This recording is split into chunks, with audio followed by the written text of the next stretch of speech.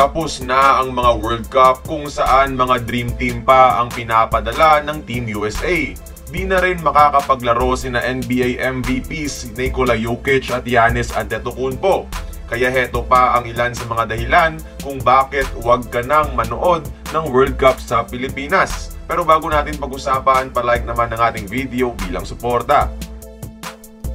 Kamusta mga idol? Anong balita? Kung bago ka pa lang dito, i-click mo na ang subscribe at ang notification bell para maging updated ka sa ating mga uploads. Huwag kang manood ng World Cup kung ayaw mong makamura sa ticket sa chance na makakita ng NBA players maglaro ng live. Especially when stakes are high dahil they are fighting for their countries. The last time na may NBA preseason dito sa Pinas, sobrang mahal ng tickets. Pero sa World Cup ngayon, for as low as 499 pesos, makakanood ka ng live. Huwag kang manood kung ayaw mong makitang maglaro ng live ang mga potential NBA legends in the making na sina Tyrese Haliburton, Anthony Edwards, Brandon Ingram, Mikal Bridges at etc. Do you know what luxury it is na sabihin na you were able to see these NBA legends play live? Na even for once, na-witness mo ang kanilang greatness.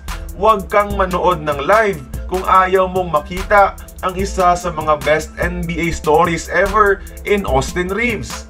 From being undrafted to a Laker playoff hero, on pace si Reaves maging isa sa mga best undrafted players in NBA history. Huwag kang manood ng World Cup kung ayaw mong makita ang dalawa sa future NBA Hall of Fame coaches na sina Steve Kerr. Di lang basta-basta ha, si Kerr ang utak sa Warriors dynasty na nag-revolutionize ng basketball. At syempre, our very own Erik Spoelstra, ang successor ng Heat culture ni Pat Riley. Isa pa, huwag kang manood kung ayaw mong makita ang tandem ni Clarkson at ni Kai Sotto. In terms of talents and not on preparation, this might be the most talented Gilas squad ever. NBA caliber talents to ang pinag-uusapan.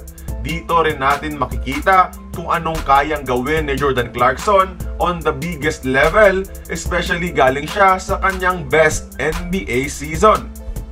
Pilipinas ang host ng World Cup ngayon at tiyak it will take almost forever for this to happen again. Kaya habang may pagkakataon pa tayong makanood ng historic event at ng world-class level basketball dito, let's take it. Mas bihira pa ito sa minsan. Manonood ako mga idol, kaya kita-kits na lang tayo doon. Kaya kayo, manonood rin ba kayo at anong mga laban ang papanoorin nyo? Join the conversation, magkomento lamang sa ibaba. Kung nagustuhan mo ang ating video, please like, share, and subscribe. I-follow mo na rin ang ating social media platforms for more exclusive sports content. Until then, this has been Courtside Buckets. See you on the next one.